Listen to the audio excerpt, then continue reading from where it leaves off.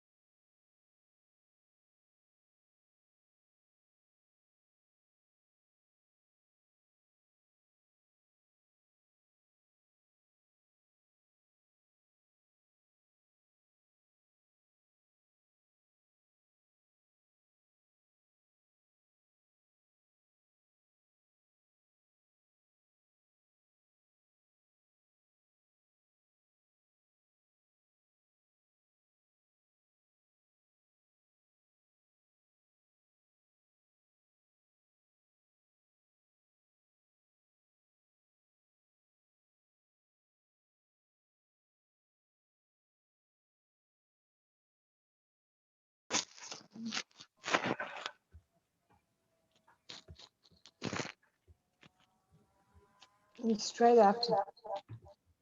You're talking. Good evening, everybody.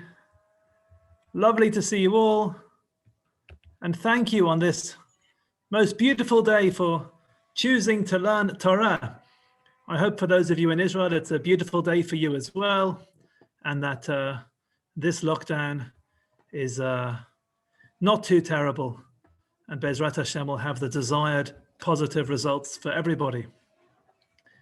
Our topic this evening is Silence of the Dogs, commenting on the most peculiar appearance of this animal in this week's Parsha.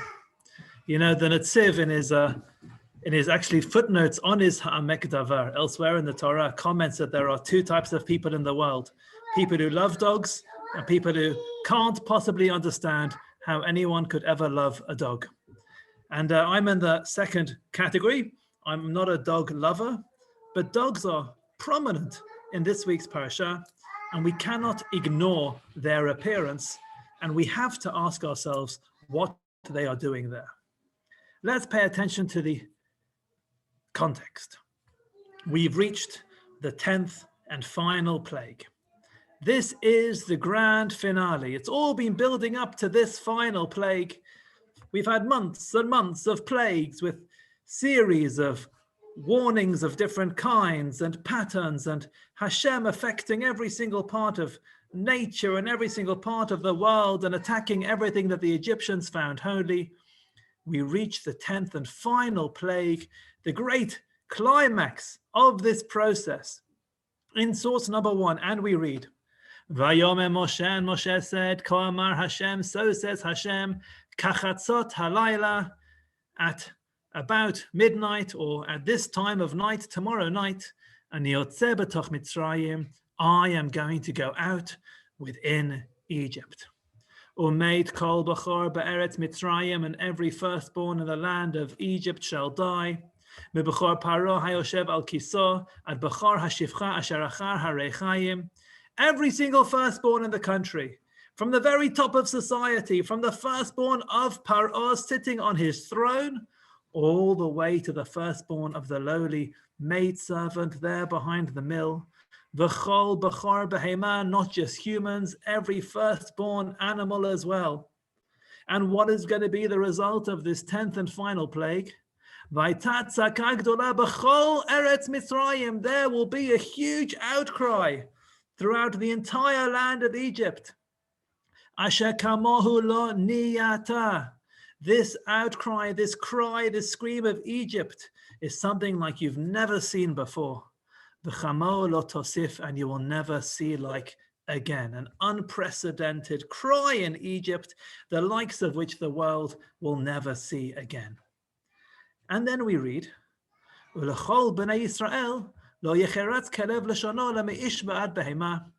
As for the Israelites, well, no dog will sharpen his tongue, according to Rashi, or will wet his tongue, according to others, whether it's aiming at a human or an animal. Laman teidun, so that you should know, Asher yafleh Hashem bein Mitzrayim uvein Yisrael, how Hashem differentiates between the Egyptians and the Jews. This is the most peculiar appearance of the dogs. We're describing this great cry in Egypt, the like of which you've never heard before and you'll never hear again. And then what do we say? By the way, no dogs barked at the Jews. Fantastic. Would anybody have ever asked, when reading through Parshat Bo, upon reaching this final plague, which threw every single Egyptian family into mourning, every single family had somebody pass away, would anybody have asked, by the way, I wonder if the dogs were barking? What on earth is the significance of this statement? Why does it appear here at this most crucial and meaningful point of the 10 plagues? I'll start off with a simple answer for those of you who don't like complicated answers, and then we'll make it a bit more complicated. And the simple answer appears in Rabbeinu Bachya in source number 2. In our Rabbeinu Bachya Shi'ur on Monday this week, we did not see this comment. And here's what he says. Lo yecheratz kerev lishono, no dog shall wet his tongue, Al derech hapshat, the straightforward reading is Dima makat b'charot lekelev. The plague of the death of the firstborn is compared to a dog. Lelamed, to teach you שבשעה שהנזק מצוי לבני אדם, הצדיקים ניצולים ממנו, at a time when there was danger and for people, the righteous were saved. So what does it mean that no dog wet its tongue at the Jews? The dog is a metaphor, says Rabbeinu Bachya. It's a metaphor for this plague. Like any metaphor, if it would have said it was so quiet in Egypt you could hear a pin drop, you wouldn't need to go into the Mefarshim to find out why the pin and why did the pin drop and what kind of pin was it and why couldn't you hear it. You wouldn't talk about the pin. It's just a way of talking. And that's what it means here. The dog didn't impact us. It's just a way of saying the plague didn't impact us, but it is not talking about four-legged friendly canines at all. And then Rabbeinu Bachya goes on to explain what this means on a mystical, Kabbalistic level. Either way, according to most interpretations, this is really talking about dogs. It's not just a metaphor for the plague, but it's talking about dogs themselves. And Rashbam says in source number 3, what's the point of talking about dogs here? Lo yecheratz kelev, no dog wet its tongue. You see, we need to understand that on the one hand, Hamalach mezik umashchit b'chorei Mitzrayim. On the one hand, you have an angel who's out there causing damage and destruction amongst the firstborns of Egypt. And on the other hand, we have such a stark contrast of B'chorei Yisrael when it comes to the firstborn Jews.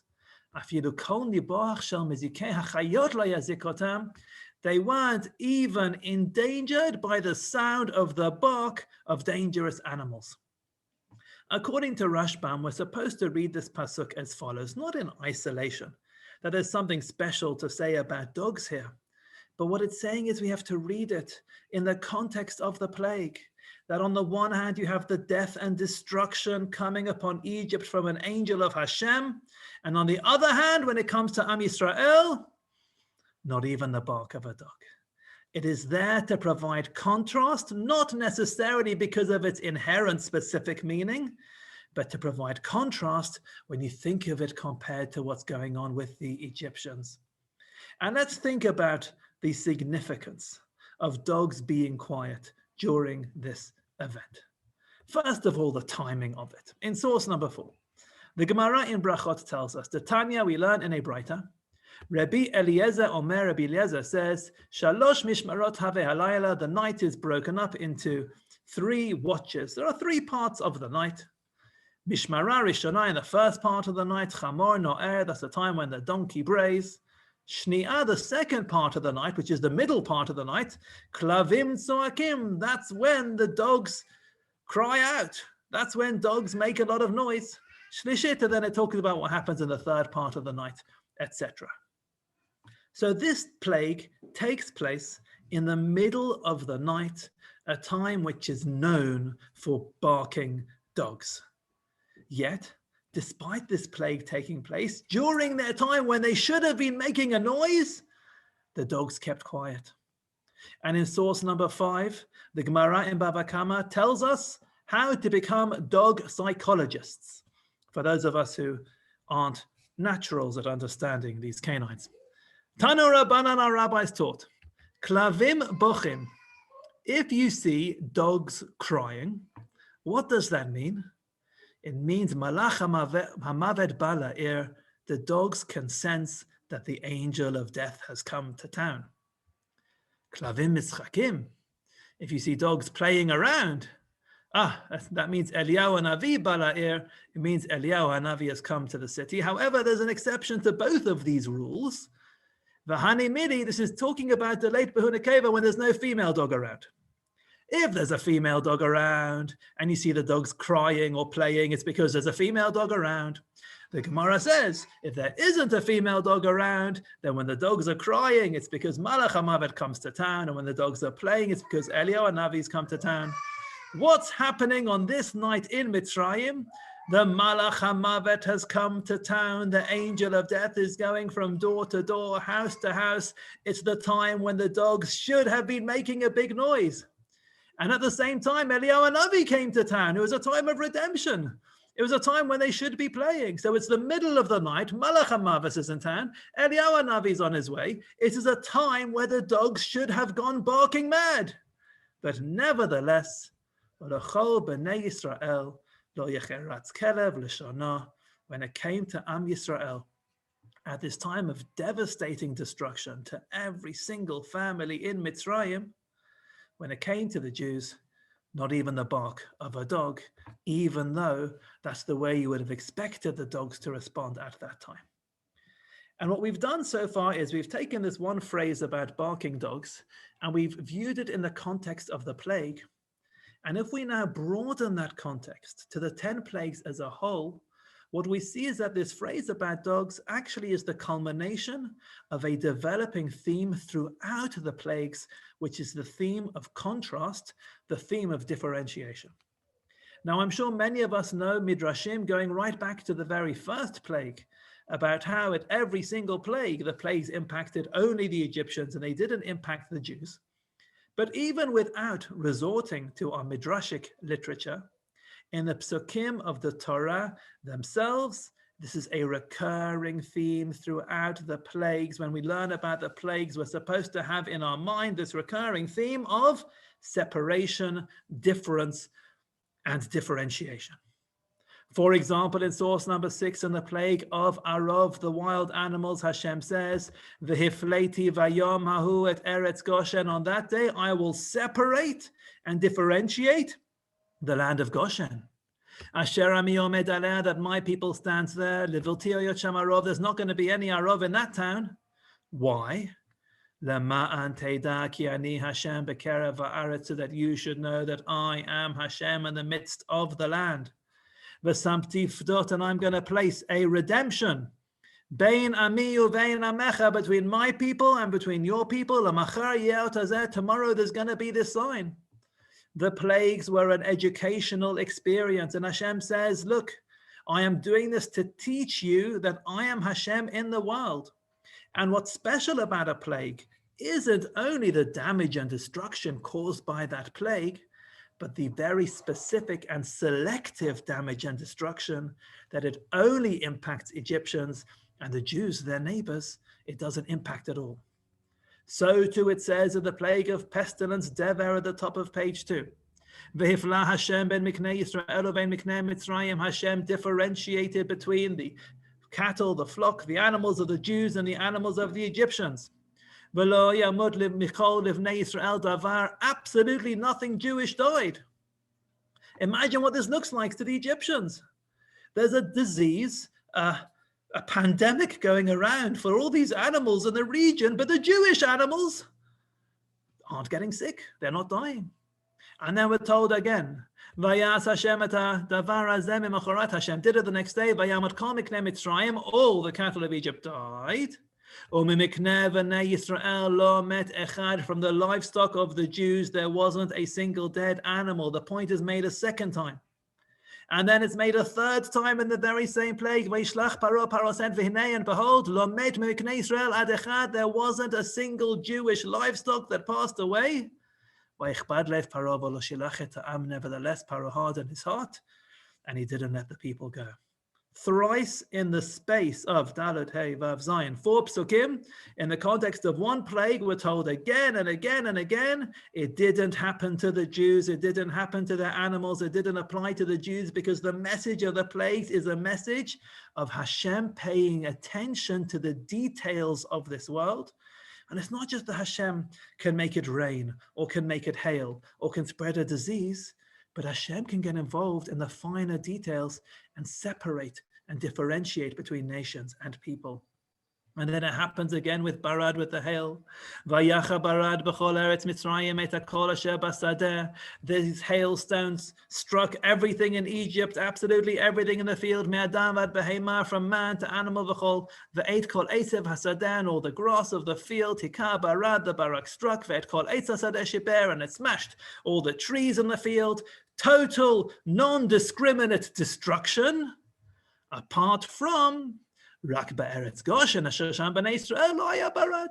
On the weather forecast that day, you were watching the weather forecast, had a map of Egypt, and there's this hole in the middle of the weather forecast where there was no hail falling, only in the land of Goshen. And just one more example, the final one in source number 9, the plague of Choshech.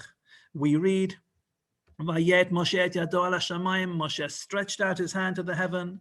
Vayichoshech afela b'chol eretz Mitzrayim, and there was this thick darkness in all the land of Egypt, shloshet yamim, for 3 days.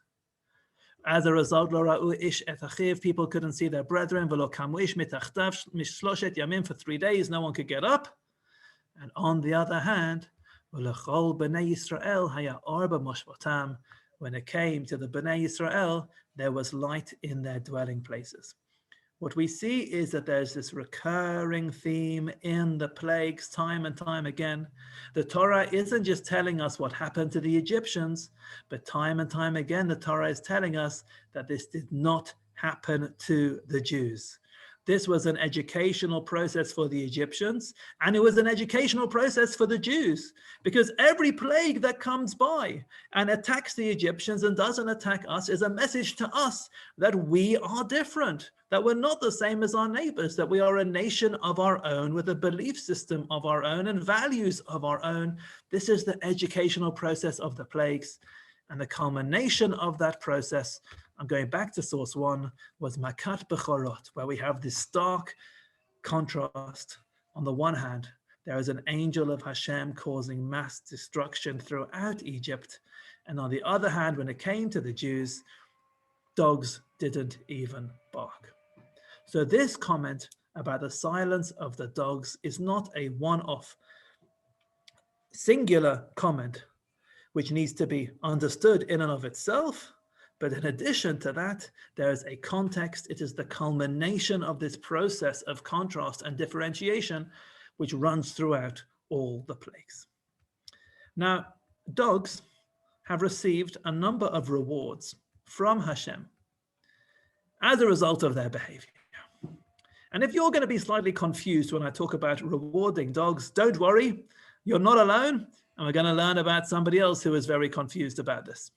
But one example of reward for dogs. In Parshat Mishpatim, in source number 10, in the laws of Kashrut, we are told, V'anshei kodesh tihiyun li, you should be holy people unto me. By the way, my Rosh Yeshiva, Rav Amital, on this phrase, V'anshei kodesh tihiyun li, would point out the order. Anshei kodesh, people of holiness. Rav Amital would say, V'anshei, first be people, first be a mensch, and then worry about being kodesh, worry about being holy. You need to do it in that order. Either way, we need to be holy people. And then we're told, Uvasar basadeh trefa lo tochelu. You're not allowed to eat meat which is found in the field, which is a trefa. A trefa is an animal which is so ill or injured or damaged that it's not going to live very long. It's a non-kosher animal. You're not allowed to eat this treif meat. Now the pasuk could have finished there. You're not allowed to eat it, all right. But then the pasuk concludes, rather, la kelev tishlechun oto, throw it to the dog. Why does the Torah need to tell us to throw this food to the dog? Just say you're not allowed to eat it. Like many other things in the Torah, you're not allowed to do. Why do the dogs get this special portion of meat? The Midrash in Shemot Rabbah tells us in source 11, Lama la kelev, why throw this to the dog? Amar HaKadosh Baruch Hu, Hashem said, Chayavim atem leklavim. We're indebted to dogs. Shebesha'a sheharagti b'chorei Mitzrayim, at the time when I, Hashem, was killing the firstborn Egyptians, v'hayu ha'Mitzrayim yoshvin kol halayla v'kovrim mateihem, and the Egyptians were there sitting all night burying their dead. V'haklavim novchim lahen, the dogs were barking at the Egyptians. So there were a lot of barking dogs that night in Egypt, just aimed at the Egyptians who were already just consumed in mourning and grief. U'Yisrael einan novchim, but to the Jews they didn't bark. Shneimar, as it says, U'lachol b'nei Yisrael lo yecheratz kelev l'shana, no dog wet its tongue at any Israelites. Lefichach, as a result, atem chayavim leklavim. You owe something to dogs. Shneimar, as it says, Lakelev tashlichon oto, throw this to the dogs.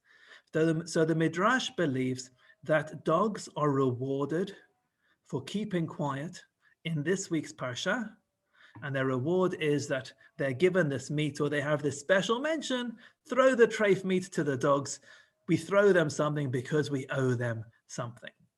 Now, in the end of this Midrash, the Midrash reminds us that whilst we do owe something to dogs, we aren't necessarily supposed to emulate dogs in every way. And my most wonderful niece, Kinneret, has asked, is the barking here crying of the dogs or joy? I'm not quite sure, Kinneret, if it's crying or joy. It could be either, because they could be just, in Hebrew, the word tru'ah means both crying and joy, because it's crying out with joy or crying out with sadness. So perhaps it's either way. We're going to have to invite somebody who speaks dog in order to answer that question. I don't know. But this Midrash in Shmot Rabbah tells us that while on the one hand, we owe something to dogs and we're indebted to dogs, at the same time, we're not supposed to put dogs on a pedestal as the correct role models for our behavior. And the Midrash points out, Ma haklavim, but when it comes to dogs, echad noveach v'chulam mitkabtzim v'novchim al chinam.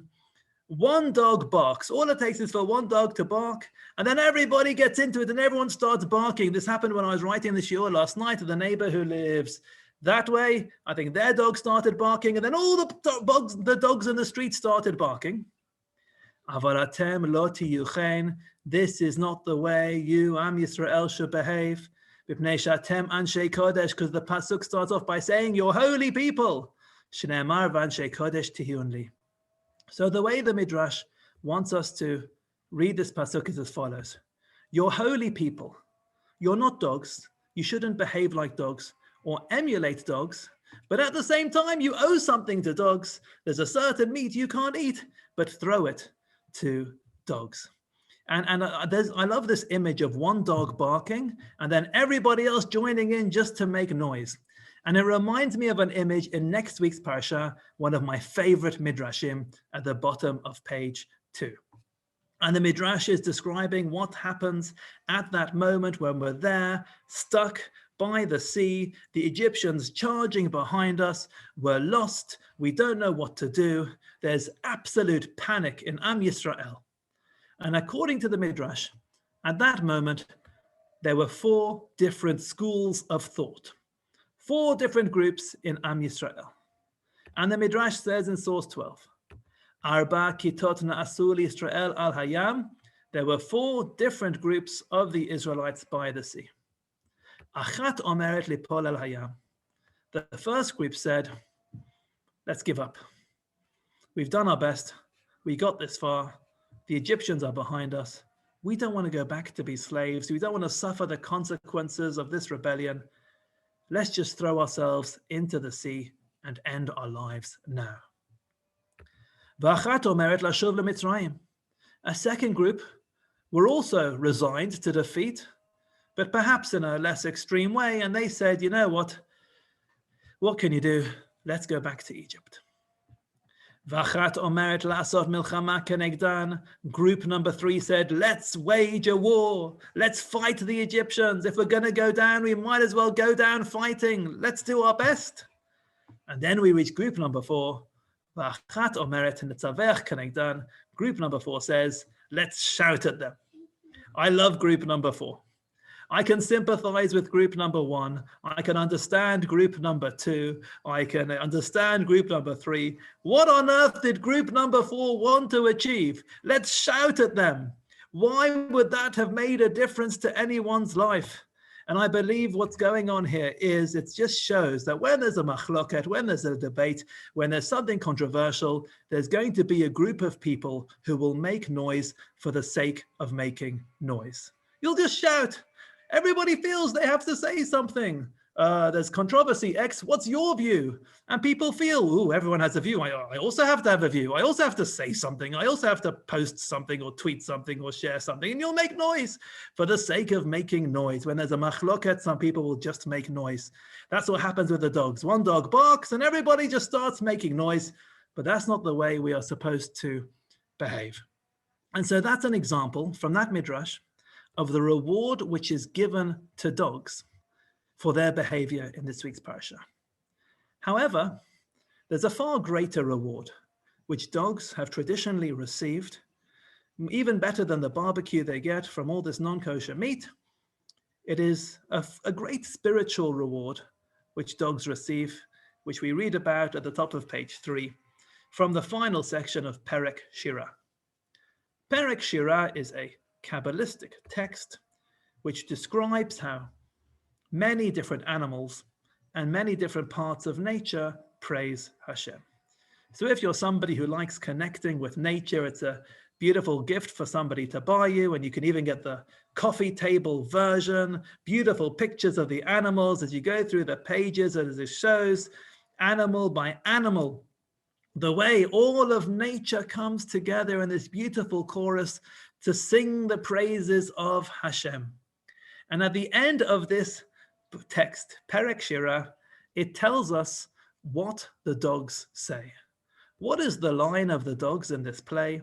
Source number 13, Klavim Omrim, dogs say, Bo nishtachaveh, come, let us prostrate ourselves, v'nichra'ah, and bow down, nivracha, and kneel, lifnei Hashem Oseinu, before Hashem who made us. This is the canine chorus.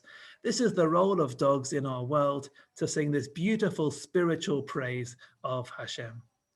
And this comes from source number 14, which we're going to say tomorrow night as we welcome Shabbat. It's the most beautiful praise of Hashem, which appears in the most fantastic context.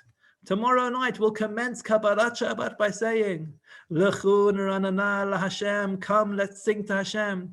Naria letzur yisheiru kineret. You see that word naria? It's like tru'ah. Naria is to make sounds of joys, but it can also mean to cry. So it's an auto-antonym. It's the opposite of itself in one word. Let us cry out. This one means with joy to the rock of our salvation. Nekadma fanav betoda. Let's welcome his face with thanksgiving. Bizmirot naria lo. Let's make sounds, happy sounds to Hashem of zmirot, of singing. Kikel gadol Hashem umelech gadol al kol elokim, because Hashem is a great God and he's the king greater than all the other powers in the world.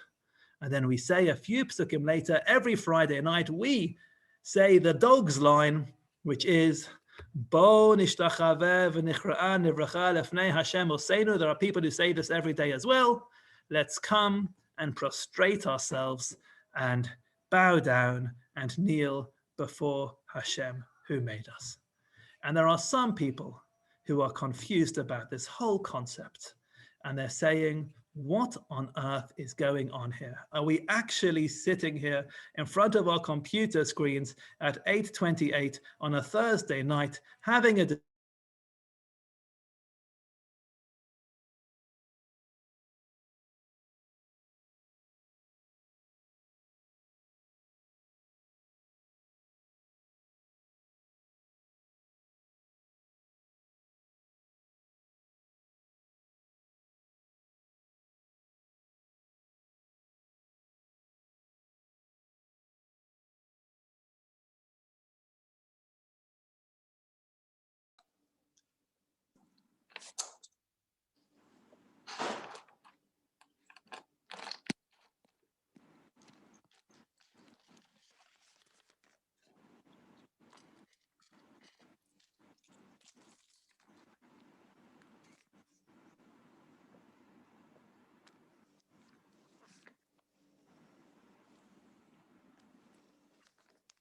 You're on mute.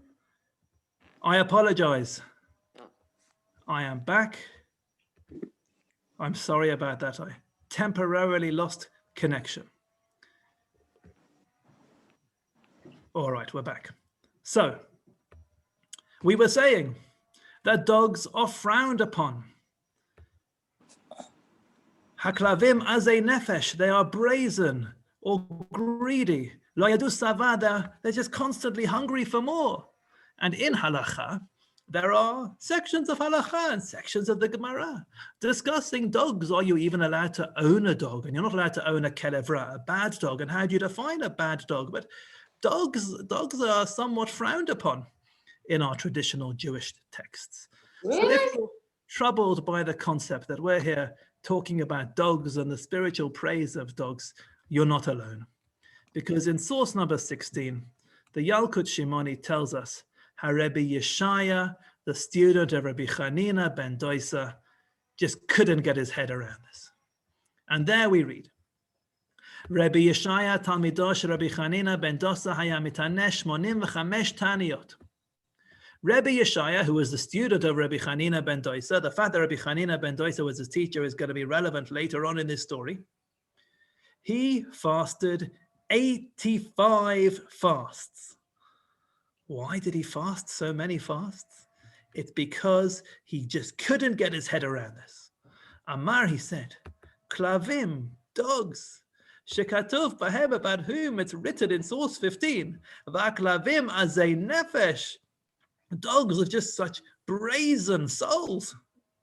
Yizkul omar shiraza, why do dogs merit to sing this song, which is Bo nishtachavev nichra'a nivracha lefnei Hashem Hoseinu, come, let us prostrate ourselves and bow and kneel before Hashem, our Creator. Rabbi Yeshaya, he just fasted and fasted because he couldn't understand this. What a level he was on. He wasn't fasting because of to make extra money or fasting. What troubled him in the world? What troubled him was understanding this pasuk in Perek Shira, the praise of dogs. So, na'aneh oto malach min Hashem. He received an answer from an angel from heaven. But Amar, and the angel said, Yeshaya, Yeshaya, ad matai ata mitaneh lato davar, how many times can you fast about the same thing? Enough already. Okay, that's enough fasts. You keep fasting, you haven't got an answer, give up by now. It's a decree from Hashem. And yes, Miyom Shegala Sodola Chabakuk Hanavi, he revealed the secret to Chabakuk the prophet, why dogs get to sing this praise. But since then, he's never revealed this to anyone else at all. This is the most peculiar midrash. And then the angel goes on and he says, Ella, however, Bishvil she'ata talmido shel chacham gadol, because you are the student of a great sage. What can I do? I'm fed up with you. You should stop fasting. But because you're the student of a great sage, that's why they needed me from heaven. And they sent me to you. And the message I'm supposed to give you is as follows. This is the secret.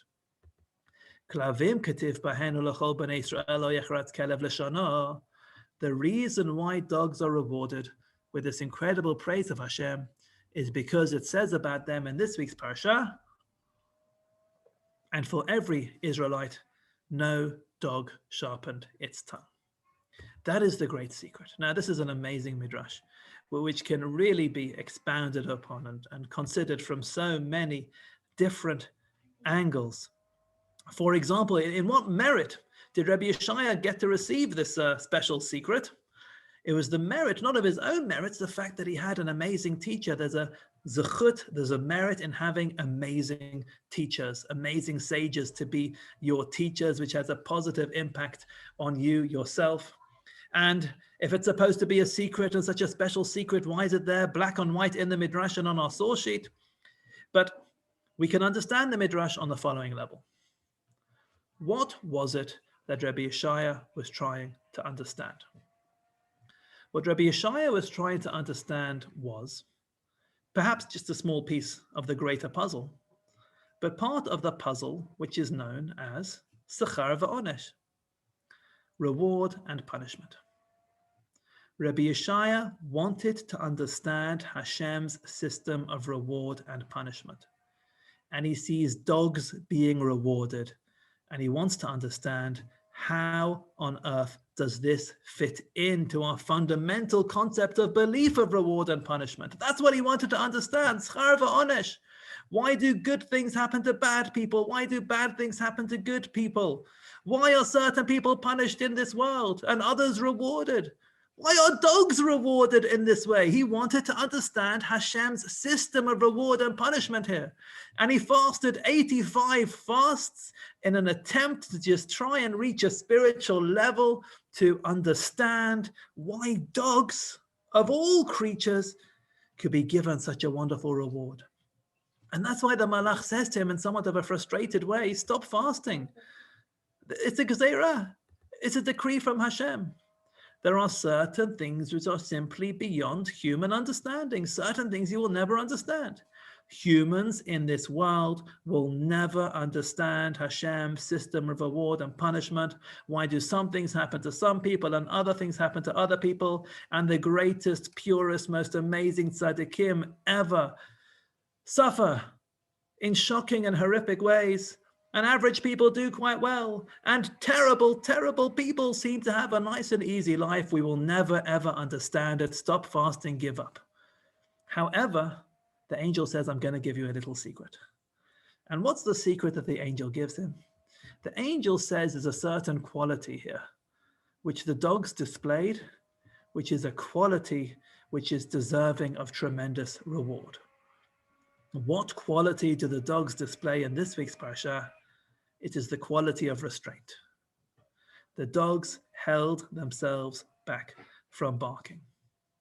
And there it is, in the middle of the night, in the middle watch of the night, Egypt is in panic. There's the biggest tza'akah, the biggest cry that you've ever heard, and you're never going to hear that cry again.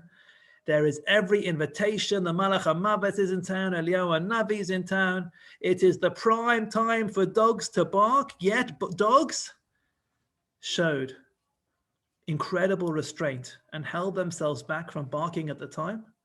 And restraint is something which is so powerful and can be so positive and so productive in this world that's why dogs received this reward. He didn't give him the whole world of punishment and reward. We'll never understand that. But he gave him a glimpse of a very, very small piece and a very complex puzzle. And it's not only dogs who display superhuman restraint in this week's Parsha, but we also see how in this week's Parsha, that night, in the middle of the night, the whole of Am Yisrael displayed the most incredible restraint as well. As we read in source number 17, Vayihi b'chatzi halayla, it was indeed at midnight. Vashem hikachol b'chor be'eretz Mitzrayim b'chor parei hayshev al-kisod b'chor shvi asher b'beit Habor. And Hashem struck every firstborn of the land of Egypt, from the firstborn of Paro sitting on his throne, from the firstborn of the captive sitting in prison, b'chol b'chor behema, and every firstborn animal. Vayakom para laila, Paro got up at night. Who? He, v'chol avadav, and all of his servants, v'chol Mitzrayim, and all of Egypt. V'ati tzaka gdola b'Mitzrayim, there's a great outcry in Egypt, ke'en bayit asher ein shamet, there wasn't a single house where there wasn't somebody dead. Every single household was mourning. And now the time has finally arrived. For hundreds of years, Bnei Yisrael have been waiting for this moment. Vayikra l'Moshe ul-Aaron laila, at night time. Paro calls to Moshe and Aaron. Vayomer, and he says, Kumu, get up. Tza'u mitoch ami, get out of my nation. Gam atem, gam b'nei Israel, you guys and all the Israelites. L'chuiv, do it Hashem kedaberchem. Go and worship Hashem as you asked. Gam tzonchem, gam bekarchem, kachu. Just take it, get out, go, take everything with you. Take your flock, take your cattle, kasher dibaratem, as you asked. Valechu, get out. Uverachtem gamoti, go and you can bless me as well, but get out of here. And not only did Paro at nighttime say, get out, go and take all your animals with you. Vatechezak Mitzrayim ala'am, and the Egyptians were strong against the people. They were encouraging us. They were applying pressure upon us. Lemaher l'shacham, to hurry us up, to get rid of us, min haaretz, from the land. Kiarmu, they said, kulanu meitim, we're all dying. They didn't know. I don't know that every firstborn is dying. Who knows who's going to die next?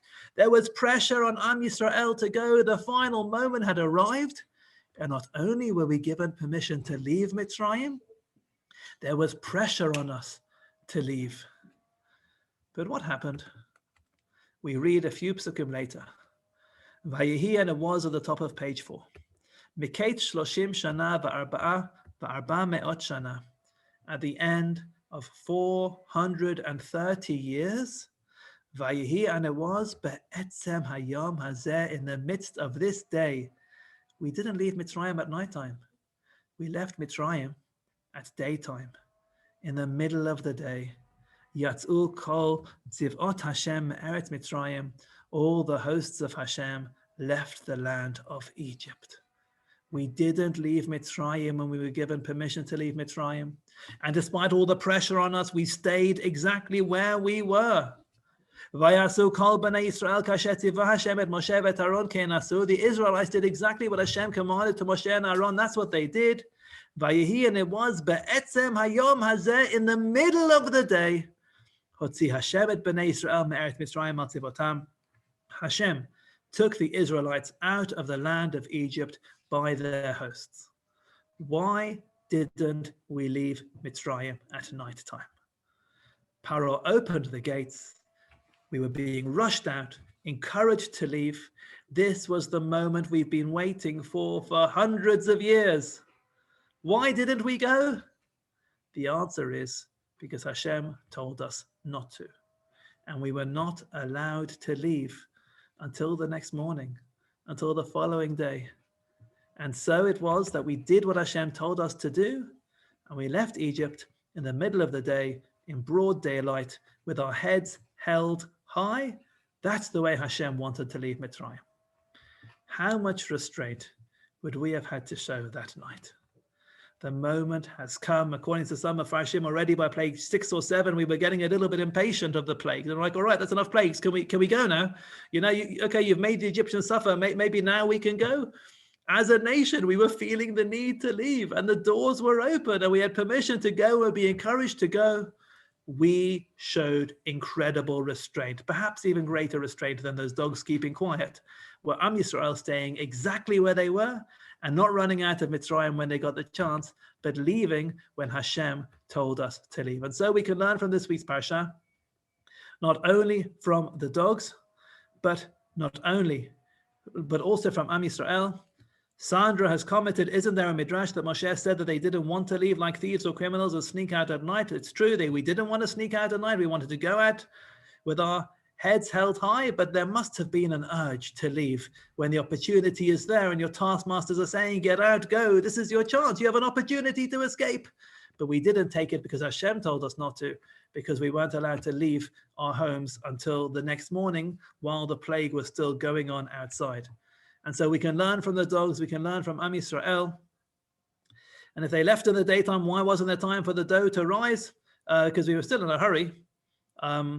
If you've gone on, I don't know if you've taken a break this summer, if you've gone away for a few days, I don't know how long it took you to pack in order to go away for a few days. For our family, it takes more than 18 minutes to pack.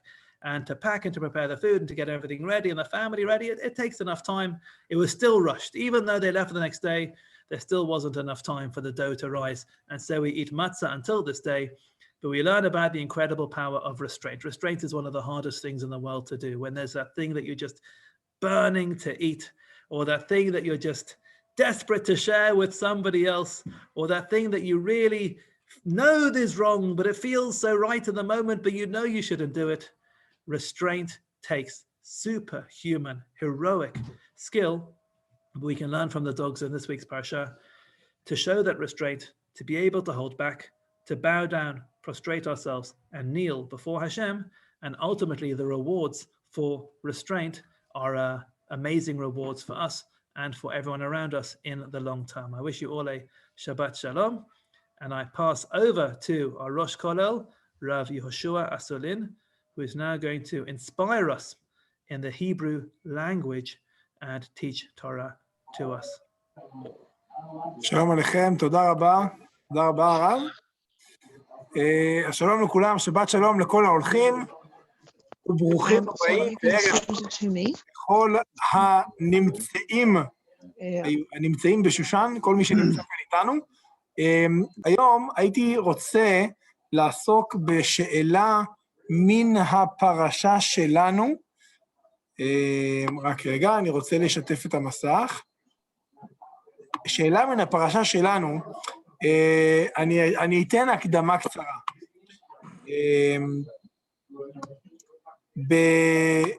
בסרטים מצוירים שגדלנו עליהם, אולי כילדים, אתם יודעים, קל מאוד לזהות מי הטובים ומי הרעים, או כמו שהילדים שלי קוראים להם, the goodies and the baddies. יש את הטובים, יש את הרעים, ולמען האמת, לא צריך בכלל להבין את המילים. מי שיראה סרט מצויר, קארטון, אפילו אם הוא לא מבין את המילים בכלל, אתה יכול להבין מהר מאוד מי הוא הטוב ומי הוא הרע. הכל מאוד פשוט, הכל מאוד דיכוטומי. דיכוטומי זה מילה בעברית, dichotomy, everything is very very clear, שחור ולבן. אבל כמובן שבחיים האמיתיים, הדברים הרבה יותר מסובכים, ואולי יש אנשים שהם רעים וזהו, אבל באמת רוב בני אדם יש בנו איזשהו, יש ערבוב, בני אדם הם גם קצת טובים וגם קצת לפעמים לא טובים, וכשאנחנו באים לדבר כעם ישראל על תיקון עולם, להפוך את העולם למקום טוב יותר, לפעמים קל לנו לחשוב על להילחם ברוע, להילחם ברע, to fight evil, להילחם ברע החזק, האפל. אבל האמת שזה דבר מאוד קשה. זאת אומרת, האדם הפשוט כמוני, אין לו הרבה כוח, לאדם הפשוט אין הרבה כוח להילחם מול הרע הגדול, החזק, הטהור, the pure evil.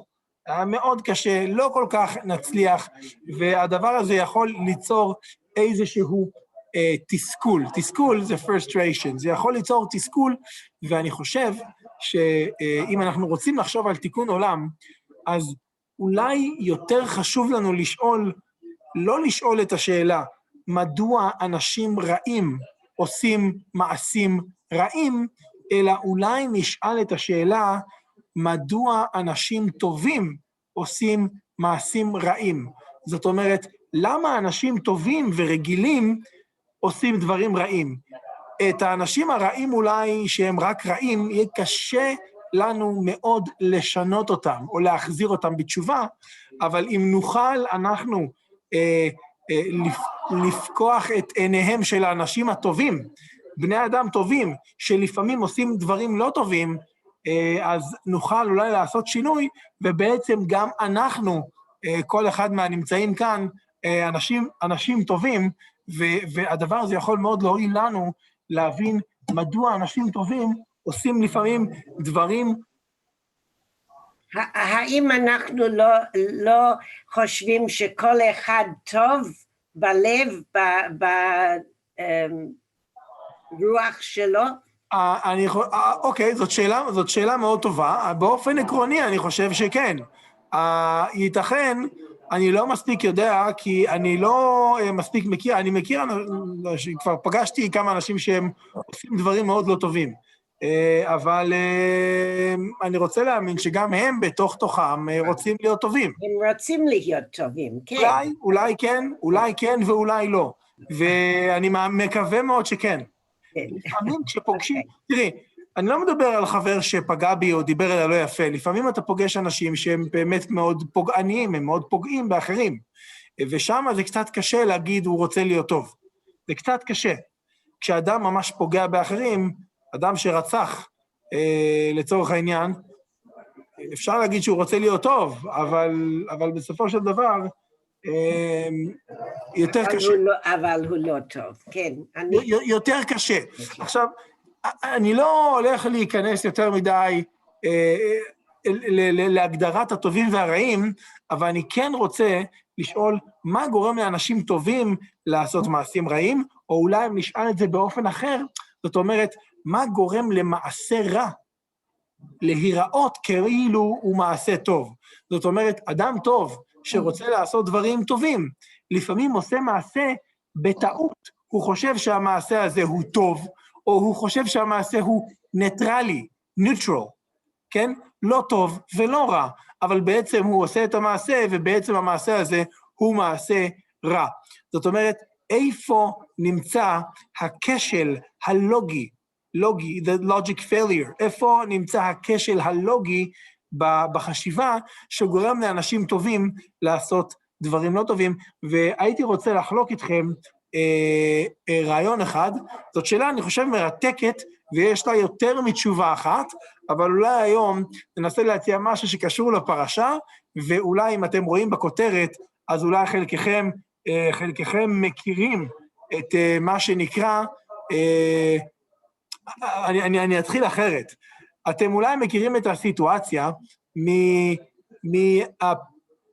אתם נמצאים בעבודה, במשרד, in the office, ויש מטבח. במטבח אנשים הולכים ומכינים להם קפה. וכידוע, יש יש נורמה, זו מילה בעברית, מקובל שמי שמכין לעצמו כוס קפה, כאשר הוא מסיים, הוא מגיע למטבח, הוא שוטף את הכוס שהוא ישתמש בה. זה מקובל גם במקומות עבודה, זה מקובל גם בבית, גם אני בבית שלי משתדל, או לפחות בזמנים שאני יכול, כאשר אני מכין כוס, אז לשטוף אותה, או לשים אותה במדיח, in the dishwasher, אבל ככה מקובל. האם אנשים באמת עושים את זה? זאת אומרת, אני הייתי בכולל, כן? גם בכולל או בישיבה יש מטבח, אנשים משתמשים ומכינים לעצמם קפה או תה. האם אנשים שוטפים בפועל את הכוסות שלהם אחרי שהם משתמשים? מה אתם אומרים?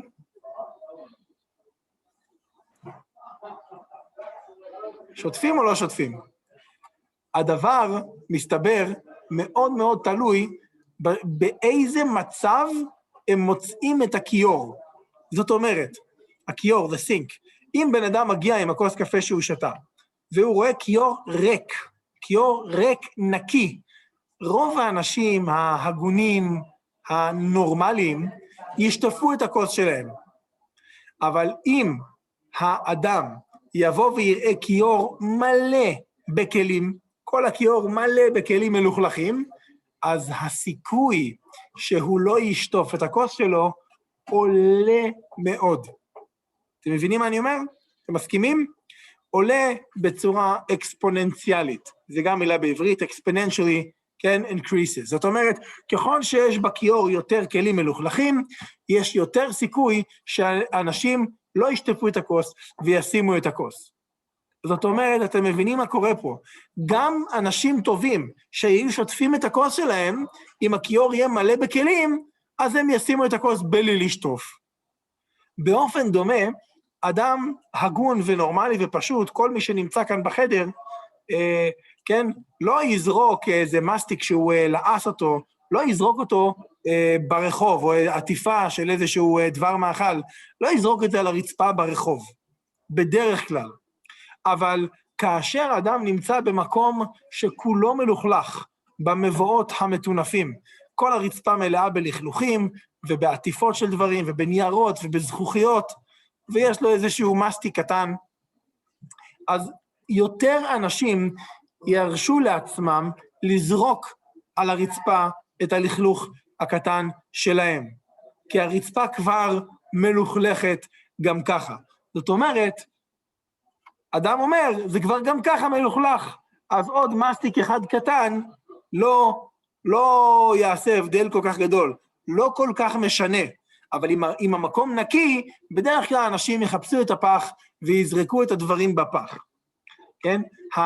הרעיון הזה, או אני אומר, מנגנון החשיבה הזה, the thinking mechanism, זה מה שנקרא בפי כמה חוקרים אמריקאים, רק רגע, זה מה שנקרא בפי כמה חוקרים אמריקאים, איפה אני? הבנתי. רק רגע.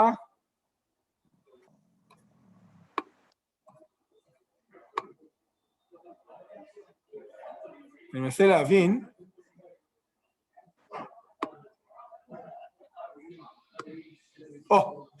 זה מה שנקרא בפי כמה חוקרים אמריקאים, ג'יימס ווילסון וגם ג'ורג' קלינג, זה נקרא מה שאולי אתם מכירים בשם תיאוריית החלון השבור. מכירים את תיאוריה, שמעתם פעם על תיאוריית החלון השבור? מה שנקרא the theory of the broken window theory. מכירים? כן? זאת אומרת, כאשר רוב האנשים, ההנחה היא שרוב האנשים לא ישברו חלון. אנשים נורמליים, הגונים, לא יבואו לחלון ברחוב וישברו אותו. אבל מה קורה אם כבר החלון הזה שבור? החלון הזה כבר שבור, אז אני אספר לכם מה קרה בניסוי שעשה חוקר שאולי שמעתם את השם שלו, קוראים לו פיליפ זימברדו, למד ולימד באוניברסיטת סטנפורד בקליפורניה, והוא עשה ניסוי בשכונה שבה הוא היה גר, בשכונת פאלו אלטו. והוא, מה הוא עשה? הוא שם שם מכונית נטושה, מכונית, סגר אותה, הכנה את המכונית באחד הרחובות בשכונה, אתה מכיר את זה? והשאיר אותה שם כמה ימים, אף אחד לא נגע במכונית, לא קרה כלום. כמה ימים טובים, המכונית נשארה שלמה, אחרי כמה ימים, מגיע החוקר, ושובר חלון אחד במכונית, והלך לראות מה יקרה.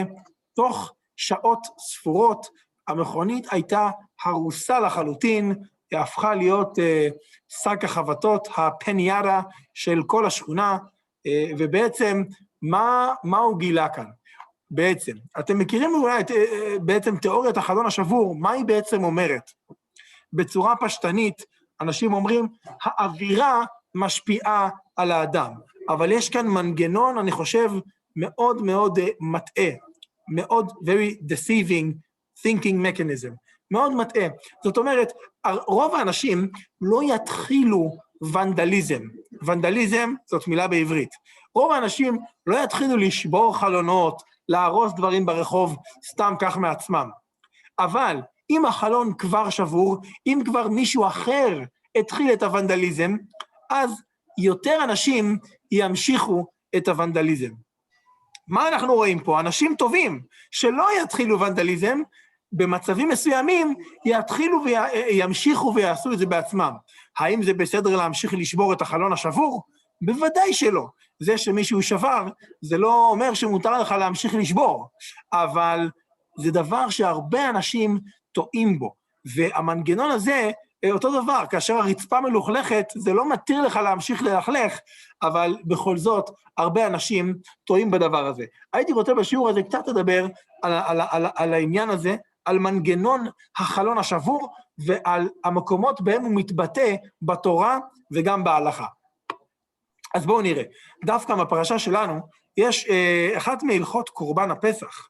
אומרת התורה, במקור מספר 1, ויאמר השם אל משה ואהרון, זאת חוקת הפסח, כל בן נכר לא יאכל בו. חוקת הפסח היא שהקורבן הזה יאכל רק לבני ישראל. פסוק הבא, וכל עבד איש מקנת כסף, ומלתה אותו אז יאכל בו. אם יש לאדם עבד כנעני, אז אם הוא יעשה ברית מילה, הוא יכול לאכול את קורבן הפסח. תושב ושכיר לא יאכל בו. כל מיני אנשים לא יהודים שהם בסטטוס אחר, יש להם מעמד של גר תושב, הוא לא יכול, או מי שסוחר קרקע של יהודי בארץ ישראל, או עובד, פועל שכיר אצל יהודי, לא יכול לאכול מקורבן הפסח. וכעת באה ההלכה מעניינת. בפסוק מ"ו אומרת התורה, הקורבן פסח בבית אחד יאכל, לא תוציא מן הבית, מן הבשר חוצה, ועצם לא תשברו בו. זאת אומרת, הקורבן הזה צריך להיאכל בבית, בתוך הבית, אסור להוציא את הקורבן מחוץ לבית, וגם בקורבן עצמו כשאוכלים, אסור לשבור בו עצמות, ועצם לא תשברו בו. לא יש את הכבש, ואסור לנו לשבור את העצמות ומותר לנו רק לאכול את הבשר מסביב לעצמות. אבל האם אתם מזהים איזשהו בעיה בפסוק הזה, בפסוק מ"ו? האם אתם שמים לב שיש כאן איזשהו בעיה בפסוק? זה ביחיד וברבים. יפה מאוד. אז אומרת התורה, יש כאן שני איסורים. דבר ראשון, אסור להוציא, לא תוציא מן הבית, לא תוציא מן הבשר חוצה, אסור להוציא מהבשר של קורבן הפסח החוצה. אבל את זה אומרת התורה בלשון יחיד, לא תוציא, אתה יחיד. ואולם, את ההלכה השנייה, ועצם לא תשברו בו, את המילה תשברו, אתם, בלשון רבים, אתם לא תשברו. על ההבדל הזה עמד בעל הכתב והקבלה, והוא שואל, הוא אומר את השאלה הזאת, ואומר לא תוציא, אמר בלאו, באיסור לא תעשה, של הוצאה בלשון יחיד לא תוציא, ובלאו דשבירה, באיסור של השבירה, ועצם לא תשברו, אמר בלשון רבים, לא תשברו. ועכשיו הוא מסביר את התופעה. כי אין הוצאה אחר הוצאה בפסח. אין הוצאה אחר הוצאה. אין איסור להוציא אחר שכבר הוציאו. וכיוון שהוציאו הראשון נפסל. ברגע שאדם הוציא את הקורבן, את הבשר של הפסח מהבית, הקורבן נפסל. גמרנו, הוא עבר איסור, הקורבן נפסל, ועכשיו אם מישהו ייקח את זה ויוציא את זה למקום אחר, הוא לא עובר עוד איסור, כן? יש איסור אחד להוציא, ברגע שמישהו הוציא את זה, גמרנו, אין יותר איסור, הקורבן פסול, ולא משנה אם עכשיו מישהו ייקח את זה למקום אחר, או לעוד מקום אחר, זה לא משנה. אבל יש שבירה אחר שבירה בעצם אחד. אבל לגבי שבירת העצם, יש שבירה אחר שבירה. זאת אומרת, גם אם מישהו שבר עצם, עדיין אפשר להמשיך לשבור את העצם. ויותר נכון אומרת התורה, גם אם מישהו שבר עצם, עדיין אסור להמשיך ולשבור. כן? אם מישהו אחד עבר עבירה ושבר עצם של קורבן פסח, עדיין אפשר להמשיך לשבור, ואומרת התורה, לא, אל תשבור עוד. אפילו שאותה עצם כבר שבורה, אסור לך לשבור אותה עוד שבר. כן? אנחנו רואים כאן באופן מאוד יפה, במצווה הזאת, יש הווה אמינא, אדם יכול לחשוב, אם זה כבר שבור, אז אני אשבור את העצם, לא נורא, כבר העצם הזאת שבורה, אז אני יכול להמשיך לשבור. אומרת התורה, לא. זה שיש שבר, זה לא מצדיק, does not justify, עוד שבר. רק בגלל שמשהו קצת מקולקל, זה לא אומר שמותר לך להמשיך לעשות מעשה לא טוב. אני חושב שבאותה, זה ממש, אפשר לראות אותו בצורה יפה, את אותו עיקרון. יש את אותה מחשבה שאנחנו עלולים לחשוב, זה כבר שבור, אז בוא נשבור את זה. ואת הדבר הזה אולי אפשר לראות בעוד כמה מקומות בהלכה.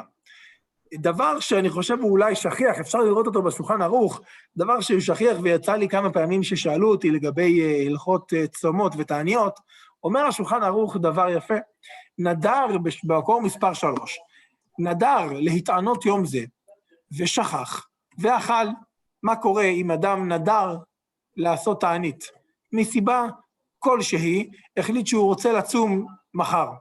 אז הוא נדר שמחר הוא יצום, מחר יהיה לו תענית יחיד. זה מה שנקרא תענית יחיד. אולם הוא קם בבוקר והוא שכח שהוא בצום, שכח ואכל, אז הוא קם בבוקר, הכין כוס קפה, אכל כוס קפה עם ביסקוויט. ביסקוויט זאת מילה בעברית, אגב, כן?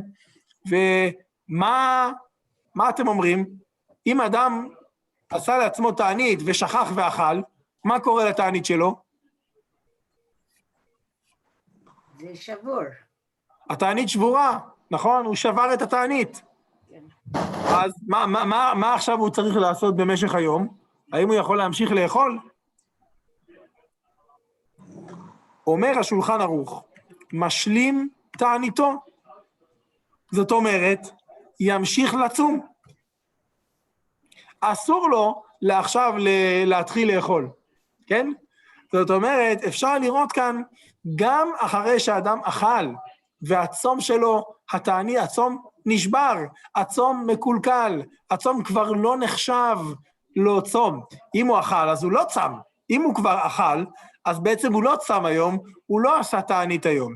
התענית שבורה, אבל אף על פי כן אסור לו לאכול. אומר השולחן ערוך, הוא צריך להשלים את התענית עד הערב להמשיך לצום. בדיוק אותו עיקרון.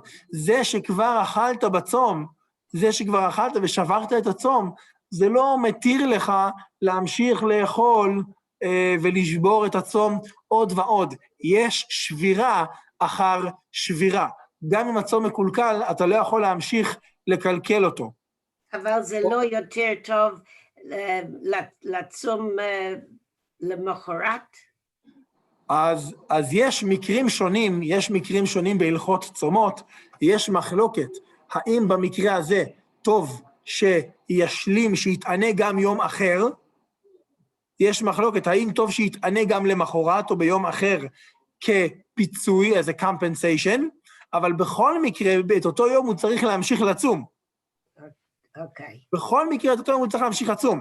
אני חושב, זה דבר ששמעתי אנשים שטועים בזה ומתבלבלים בזה, ויש אנשים שחושבים שהצום נגמר, הצום מסתיים ברגע שאתה אוכל. ברגע שהאדם אוכל, אז הצום מסתיים.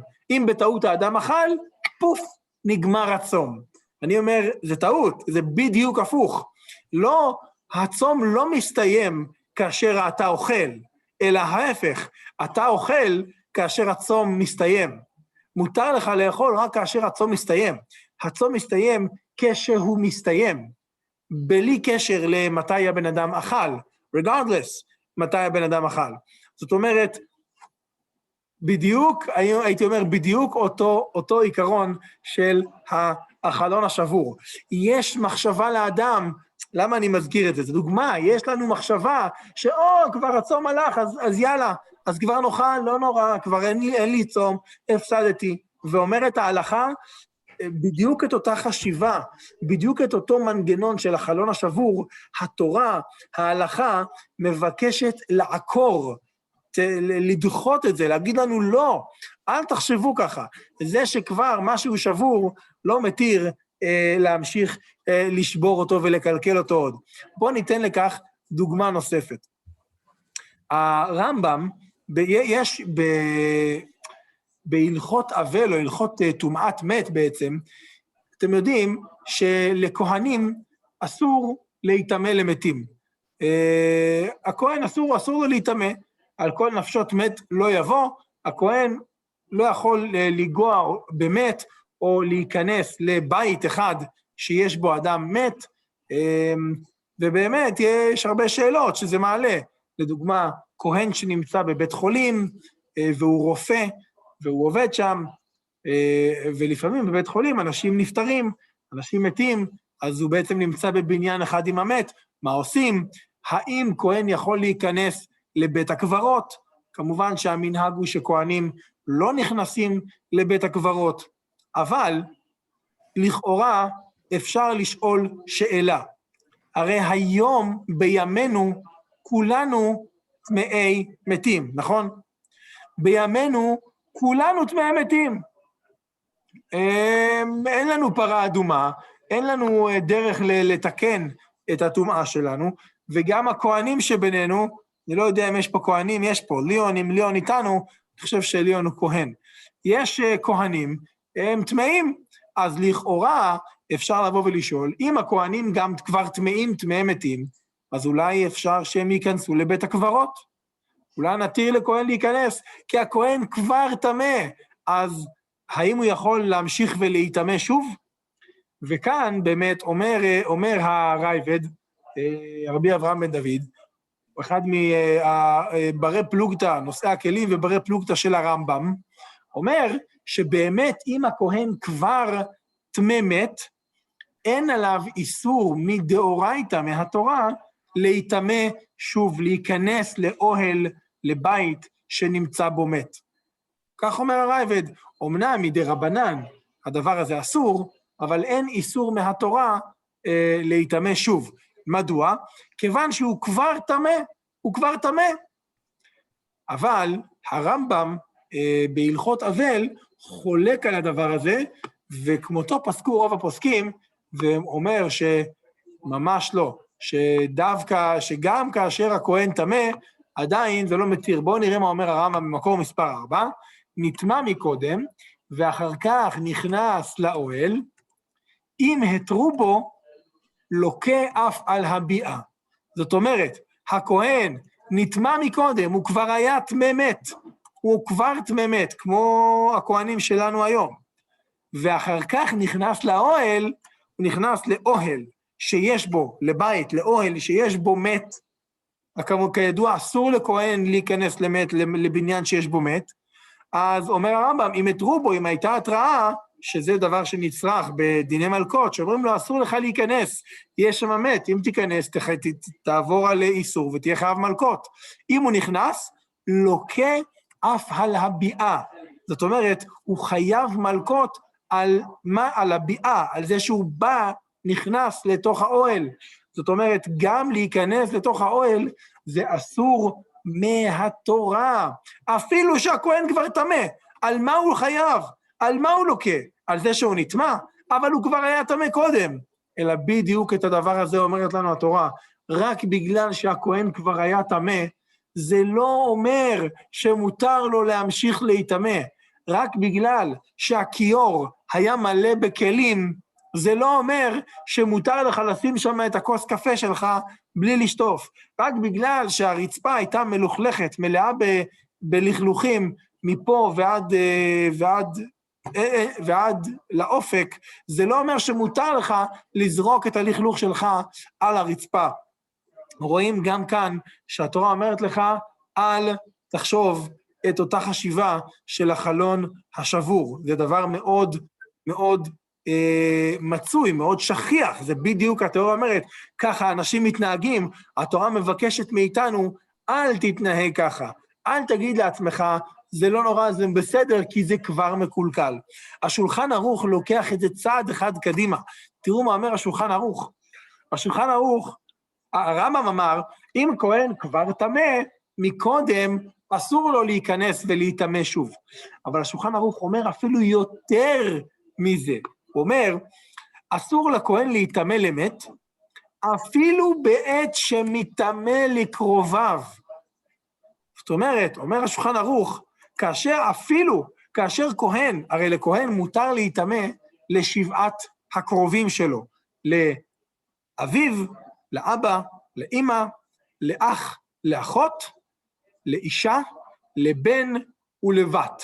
זאת אומרת, מותר להיטמא לכל הקרובים האלה, אבל, אומר השולחן ערוך, אפילו כאשר הוא מטמא לאחד הקרובים, אסור לו להיטמא באותו רגע, אסור לו להיטמא באותו רגע גם למישהו אחר. אתם אולי יודעים שהמנהג הוא שאת הכהנים קוברים בסוף בית הקברות. את הכהנים קוברים בקצה של בית הקברות. למה עושים את זה? מישהו יודע למה עושים את זה? יש פה סטיימן. אם יש פה סטיימן, אז זה לא חוכמה, הוא בטוח יודע. אפשר של קרובים לבקר. אז רוב האנשים חושבים שזה בעצם זה בשביל היורצייט. כשעולים ביורצייט לבית הקברות, שהכהן יוכל לעלות לקבר בלי להיכנס לבית הקברות. כן? בשביל אותה עלייה לקבר ביום השנה. זה מה שאנשים חושבים, אולם השולחן ערוך כנראה לא חשב את זה, לא ברור שהשולחן ערוך בכלל הסכים עם המנהג הזה, אבל בכל מקרה, השולחן ערוך כותב סיבה אחרת, מדוע קוברים את הכהן בקצה בית הקברות. הוא אומר, כי אסור לכהן להיטמא למת, אפילו כשהוא מטמא לקרוביו, ולפיכך, לכן, כהן שמת לא מת, צריך להיזהר, כהן שמת לא מת, הכוונה, כהן שמת אחד מקרוביו, אבא, אמא, אח, אחות, אישה, בן או בת, אז הכהן הזה שקובר את אותו קרוב משפחה, צריך להיזהר ולקוברו בסוף בית הקברות, כשהוא קובר את אותו קרוב משפחה בסוף בית הקברות, כדי שלא להיכנס לבית הקברות ולא יטמא בקברות האחרים כשיקבור מתו. זאת אומרת, אף לא בשביל היורצייט, אלא אפילו באותו יום שהוא בא לקבור את המת והוא נטמא, ומותר לו להיטמא, באותו זמן עדיין אסור לו להיטמא למתים אחרים. אני חושב שהדבר הזה הוא עוד פעם, הוא מבהיל, גם אם יש כבר טומאה, גם אם יש כבר שבר, גם אם יש כבר לכלוך, זה לא מצדיק להמשיך ללכלך או להמשיך להיטמא. בספר יהושע יש פסוק, הפסוק הזה נזכר, הרעיון הזה, אני חושב אפשר לראות אותו בגמרא, במסכת סנהדרין. הגמרא מדברת על פסוק בספר יהושע. הפסוק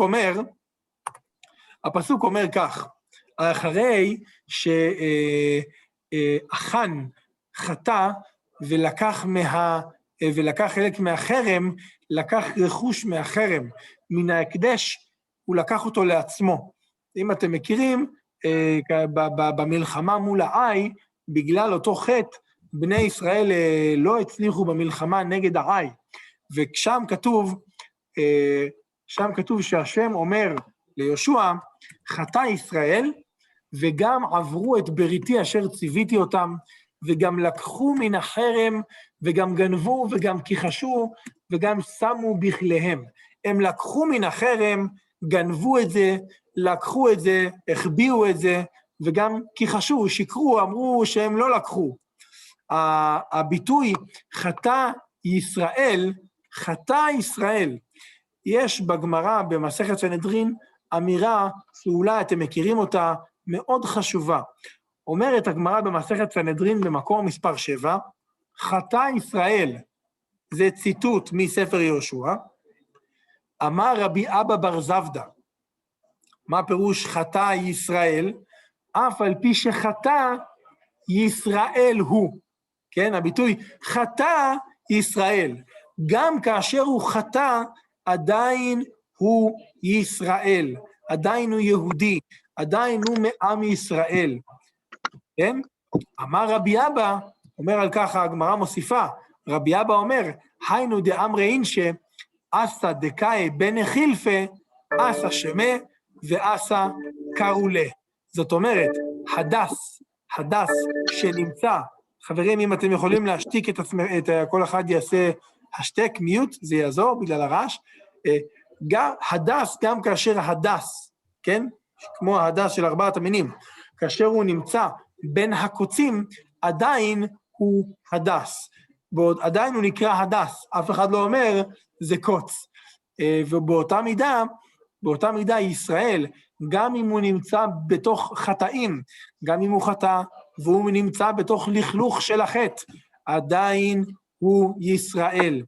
המשפט הזה, בדרך כלל, מבינים אותו בהקשר של החלה, של לקבל כל אחד מעם ישראל, גם אם הוא לא שומר תורה ומצוות, עדיין הוא ישראל, גם אם הוא חילוני, הוא לא אפילו לפעמים שומר כשרות או שבת לא עלינו, עדיין אף על פי שחטא, הוא ישראל, הוא קדוש, אנחנו מצווים לאהוב אותו, לקרב אותו, כי הוא גם יהודי בוודאי, זה שאדם חי, כן, הוא לא חס וחלילה נהיה גוי, בגלל כשהילדים שלי היו קטנים, פעם אחת אחד הילדים שאל אותי, אבא, מישהו לא שם כיפה, הוא נהיה גוי? כן, הם חשבו שאולי אם מישהו לא שם כיפה, זה הופך אותו לגוי. כמובן שאמרתי להם, מה פתאום? אדם הוא לא יהודי בגלל שהוא שם כיפה. ההפך, אדם שם כיפה בגלל שהוא יהודי. אז כאן רואים, אז אפשר לראות את הדבר הזה כקירוב, גם מי שחוטא עדיין הוא ישראל, וחשוב לקרב אותו. אבל אפשר להבין את זה גם באופן אחר, שזה בעצם קורא לנו לאחריות, גם עלינו, גם כלפינו, גם אחרי שהאדם חטא, הוא עדיין ישראל, והוא עדיין חייב בתורה ומצוות, שלפעמים, ודבר זה דבר שקורה, לפעמים אדם אומר, אחרי אדם שחטא, נו, אם אכלתי ביום כיפור, כל כך חטאתי, כל כך דבר נורא, אז בשביל מה להניח תפילין? אם חיללתי שבת, אז בשביל מה בכלל לקיים מצוות אחרות? מה הטעם? חטאתי, זהו, גמרנו, זה שבור, אני שבור, כן? אבל בדיוק את הדבר הזה, גם כן, התורה, ההלכה וגם הגמרא מנסים להגיד לנו, מה פתאום? זה לא נכון. גם אם אדם חטא, שזה דבר לא טוב, עדיין, תניח תפילין, תעשה מצוות, זה לא, אתה עדיין ישראל, גם אם החלון שלך נשבר, אתה עדיין ישראל, אל תמשיך ותשבור. סיפור מאוד יפה, שמופיע בגמרא בעירובין, שאולי חלקכם מכירים, ואם פתחנו את השיעור בשאלה, מדוע, למה אנשים טובים עושים דברים לא טובים, הנה יש לנו דוגמה לאחד מחכמי הגמרא, סליחה, דווקא פה מדובר על תנא, אבל מדובר על אדם צדיק, על תלמיד חכם, על תנא, שמספר שעשה דבר לא טוב, ואנחנו יכולים לראות מה גרם לו לעשות את הדבר הלא טוב. אומרת הגמרא, במקור מספר 8, אמר רבי יהושע בן חנניה, מימיי לא ניצחני אדם. זאת אומרת, אף פעם אדם לא ניצח אותי, זאת אומרת, בוויכוח, בדיסקשן, בארגומנט, אני תמיד הייתי צודק. אף פעם אדם לא ניצח אותי. לנצח בוויכוח, הכוונה שמישהו אמר לי דבר, ולא היה לי מה לענות. לא היה לי מה להשיב, כי הוא צודק. אז הוא אומר, מימיי לא ניצחני אדם, תמיד היה לי תשובה טובה לכל דבר. חוץ מאישה, תינוק ותינוקת. היו 3 מקרים, מקרה אחד שאישה ניצחה אותי, שתינוק ניצח אותי, תינוק הכוונה ילד, ותינוקת, כלומר ילדה, ניצחה אותי, אמרה לי דבר ולא היה לי מה להגיד. מה אותו מקרה של התינוקת, של אותה ילדה? אומרת הגמרא, תינוקת, מה היא? מה קרה שם באותו מקרה? אומרת הגמרא, פעם אחת הייתי מהלך בדרך, אומר רבי יהושע בן חנניה, פעם אחת הייתי מהלך בדרך, והייתה דרך עוברת בשדה, והייתי מהלך בה. זאת אומרת, היה שדה של מישהו, שדה שזורעים בה צמחים, זורעים בה יבול, חיטים, שעורים, זורעים בה משהו. כמובן שבשדה, האם מותר ללכת בתוך שדה של אחרים? סאמן, אני חושב שאתה פה. ועכשיו אתה פה, אני יודע, אני מאמין לך. יש לנו מצטרף פנים אל פנים.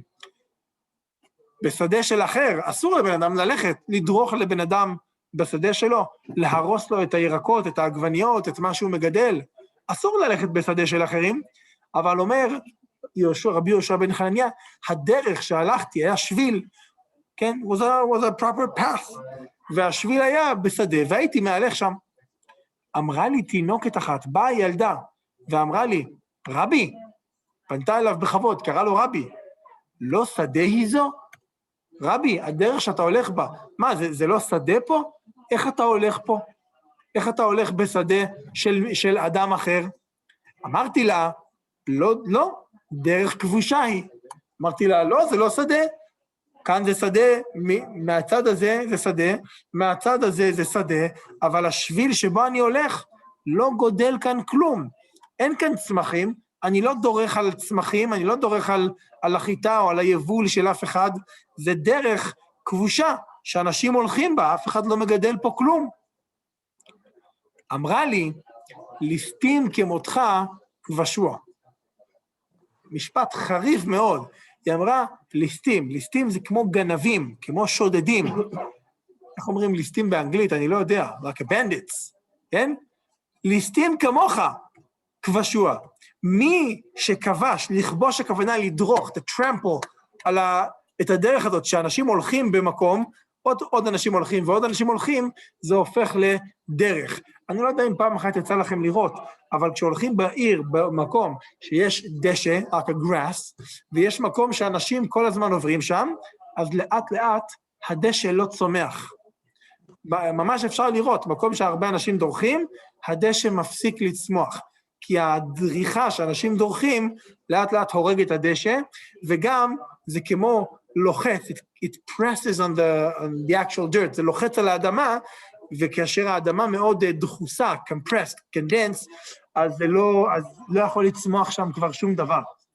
אמרה אותה ילדה לרבי יהושע בן חנניה, המקום הזה היה שדה, כמה אנשים התחילו ללכת, הרסו את השדה, כבשו את הדרך, ואחר כך אנשים כבר הולכים, גם אנשים טובים, הנה, מי לנו אדם טוב כרבי יהושע בן חנניה, אחד מגדולי ישראל, והוא מספר על עצמו שהוא נכשל בדבר הזה, כן? אז אולי אפשר לקחת מהסיפור הזה, מהיום, מהערב, באמת ראינו את אותה הלכה מקורבן הפסח, גם אם העצם נשברה, אפשר עוד לשבור, ואומרת התורה, אל תמשיך ותשבור, אפילו שזה כבר שבור, אפילו שכבר עברו את האיסור, גם אם האדם אכל בצום ונשברה תעניתו, עדיין אל תמשיך ותשבור, וגם אם כהן כבר טמא, אל תמשיך ותטמא, גם אם הכיור מלא בכלים, אל תזרוק שם עוד כוס, וגם אם הרצפה מלוכלכת, אל תמשיך ותלכלך. והכל בעצם אולי מתבטא באותו מאמר חז"ל, ישראל אף על פי שחטא, ישראל הוא. והדבר הזה הוא נכון אולי לכל האחרים, אבל גם לנו, לכל אחד מאיתנו, גם אם חטאתי, גם אם נפלתי במשהו, גם אם נשבר לי החלון שלי, כן? זה עדיין, אני עדיין ישראל, ועדיין יש עליי אחריות לשמור על כל החלונות האחרים, וזה שיש שבר אחד או קלקול אחד, לא מצדיק בשום פנים ואופן להמשיך ולקלקל. ואולי אם אנחנו ניקח את הרעיון הזה אלינו, אנחנו מדברים על תיקון עולם, אנחנו מדברים על לבוא ולהילחם ברע, כן? להילחם ברע ולהוסיף טוב, אז אולי לפני שהולכים להילחם בכל ארגוני הפשע הגדולים בעולם, זה אולי משימה קצת קשה, אבל אולי אנחנו יכולים לתקן את הדבר הזה, כל אחד בתוכנו, ומתוך הדבר הזה להרבות טוב בעולם. ועם זה אני אגיד לכם שבת שלום ולילה טוב. כמובן אם יש שאלה, יש לי עוד 2 דקות עד ערבית, אז אפשר לשאול שאלה, אבל מעבר לזה, שיהיה לכולכם שבת שלום ומבורך. שבת שלום, תודה רבה. זה כתוב אבי, אבל זה כן. אני יודע, אני מזהה את הכל. שבת שלום. שבת שלום, לילה טוב מבורך.